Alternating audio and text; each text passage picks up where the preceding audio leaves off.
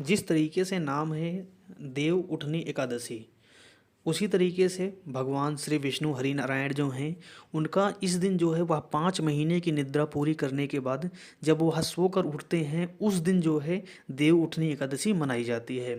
इसके कई सारे कारण हो सकते हैं, वह भी हम इस वीडियो में जानेंगे।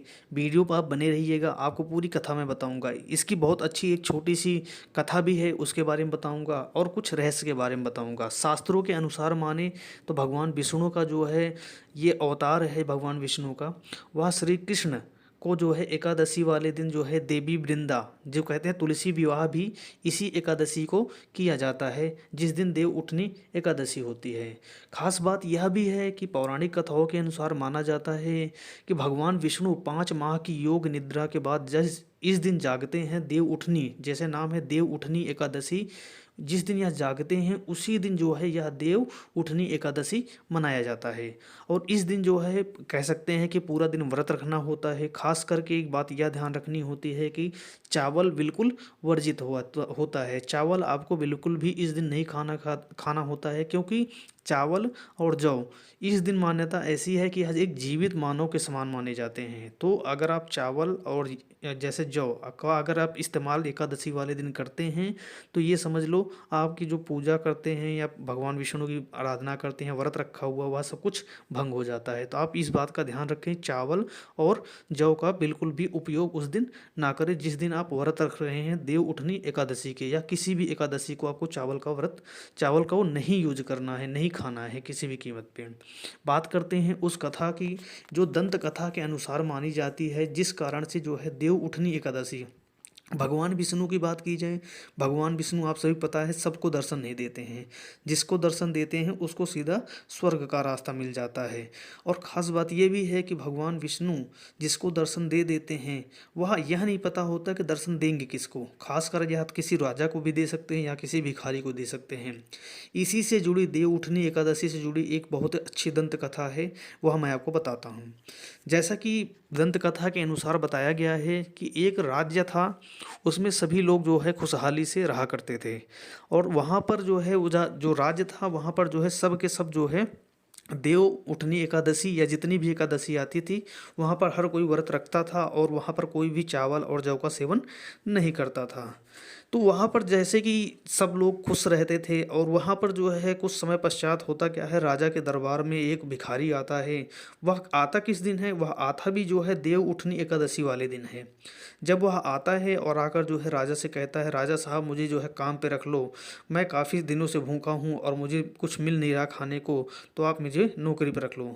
राजा कहते हैं, जिस दरबार में वह भिखारी आया होता है, राजा कहते हैं ठीक है मैं तुझे जो है वो रख तो लूँगा काम पर, लेकिन जिस दिन एकादशी होगी उस दिन तुझे जो है खाने को अन्न नहीं मिलेगा। क्योंकि राजा का पूरा दरबार ऐसा था, यहाँ तक कि उनके दरबार में जितने भी गाय बछड़े वगैरह भी थे किसी को भी अन्न नहीं दिया जाता था देव उठनी एकादशी वाले दिन। तो खास बात ये भी था, या किसी भी एकादशी को। तो जब भिखारी के सामने यह शर्त रखी गई कि जो है मेरे को एकादशी वाले दिन ही अन्न नहीं मिलेगा, बाकी जो है बाकी दिन तो मुझे मिलेगा, तो यह इस बात को जो है भिखारी बात को मान जाता है। और राजा की शर्त मानने के बाद जो है भिखारी कहता है ठीक है मुझे मंजूर है। राजा उसको जो है नौकरी पर रख लेते हैं।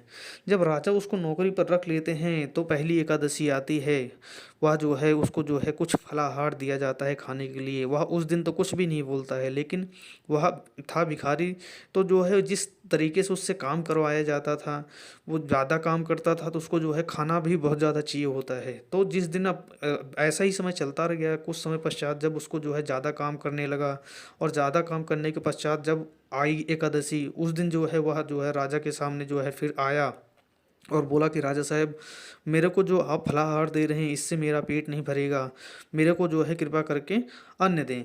तो राजा कहते हैं कि देखो अन्न, फिर राजा कहते हैं उसको जो है एक शर्त की याद दिलाते हैं। कहते हैं देखो जब हमने आपको नौकरी पर रखा था तो आपको मैंने बताया था कि जो है आपको जो है किसी भी तरीके का अन्न एकादशी वाले दिन नहीं मिलेगा, तो अभी भी नहीं मिलेगा। लेकिन जो भिखारी था वह जो है जो जिद करने लगता है राजा के सामने। जो राजा थे वह जो है बहुत दयालु किस्म के थे, इसलिए जो है राजा ने ये सोचकर उसको दे दिया उसकी जो है, ये तुम ले तो जाओ यहाँ से अन्न, लेकिन हमारे राज्य के उसमें मत बना के खाना।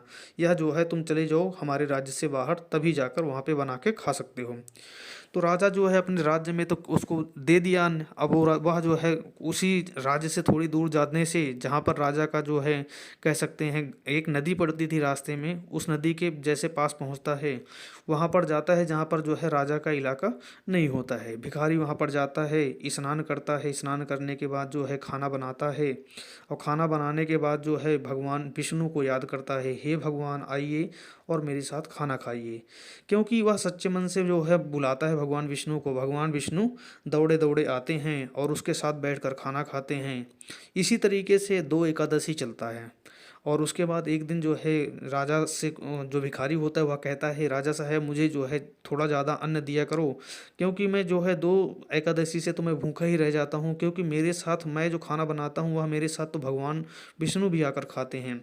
राजा को जब यह बात पता चलती है, राजा जो है यह सोचकर भौचक्का रह जाते हैं। कहते हैं अब मैं इतना बड़ा व्रत रखता हूँ, मेरी पूरी प्रजा व्रत रखती है, किसी को दर्शन नहीं हुए, तुम्हें जो है कैसे भगवान विष्णु के दर्शन हो गए। वह जो राजा था वह इतने सोच में पड़ जाता है, वह कहता है मैं यह चीज़ देखना चाहता हूँ। राजा कहते और भिखारी मान भी जाता है, कहता है ठीक है आप देख लीजिएगा। होता क्या है कि जब फिर भिखारी को जो है फिर एकादशी आती है, भिखारी को राजा जो है ज़्यादा अन्न अनाज देते हैं कि लेकर जाओ जो है बनाओ और भगवान को बुला के खिलाना, मैं देखूंगा। राजा जाकर एक पेड़ के नीचे छिप जाते हैं, वहाँ पर छिपे रहते हैं, और उसके बाद जो है वह जाता है स्नान करता है, फिर खाना बनाता है, और यह भगवान विष्णु को पता चल जाता है कि जो है वहाँ पर राजा जो है आके छिपा हुआ है।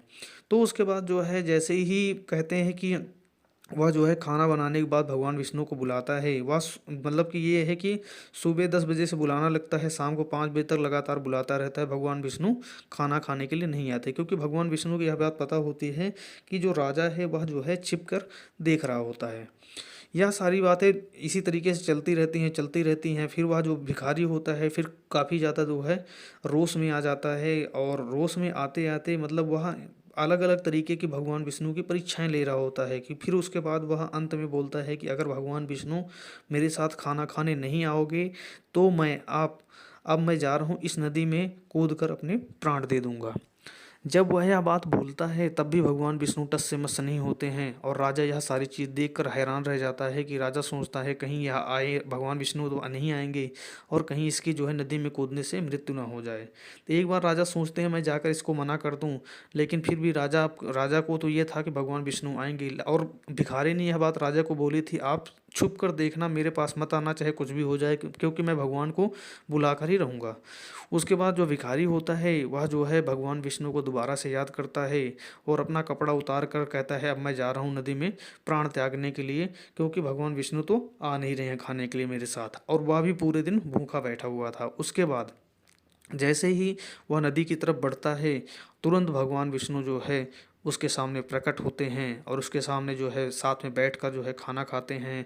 खाना खाने के बाद अपने जो है विमान पे बैठकर भगवान विष्णु जो है अपने क्षीर सागर में चले जाते हैं। यह सारी चीज़ देखकर जो है राजा दंग रह जाता है। पेड़ के पीछे छिपा वह आकर पूछता है कि हे राजन, हे भिखारी, तुम बताओ यह तुमने भगवान विष्णु को कैसे बुलाया। तो भगवान विष्णु जो भिखारी होता है वह कहता है कि मैंने तो भगवान विष्णु को सच्चे मन से याद किया, और आप लोग जो है याद तो करते हो, बहुत बड़ा जो है आप व्रत भी रखते हो, लेकिन भगवान विष्णु को आप सच्चे मन से अगर व्रत रखोगे तो आपकी सारी मनोकामना पूरी होगी।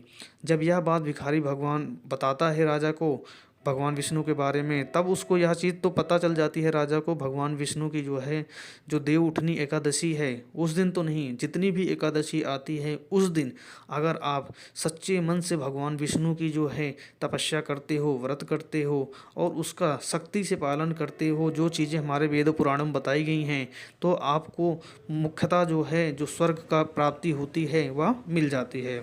तो वह जो राजा होता है अब जो है वह भिखारी को देखकर जो है काफ़ी प्रसन्न होता है, और उसको लेकर जाता है और सम्मानित भी करता है, और रहने के लिए घर भी दे देता है अपने राज्य में। और उसके बाद जो राजा होता है वह जो है भगवान विष्णु की सच्ची तरीके से जो है श्रवण में लग जाता है, और उसके बाद जब वह मृत्यु होती है तो उसको स्वर्ग की प्राप्ति होती है। होती है। तो यह थी भगवान विष्णु की जो कहते हैं देव उठनी एकादशी की कथा। और इस कथा को करने से, जो भी यह कथा है या देव उठनी एकादशी के व्रत रखने से, आपके जीवन में जो भी समस्याएं हैं वह समस्या का समाधान बहुत ही जल्दी हो जाता है। तो आप भी जितनी भी एकादशी आती हैं उस दिन जो है एकादशी का व्रत जरूर रखें, भगवान विष्णु आपकी सारी मनोकामना पूरी करेंगे। चावल का यूज ना करें।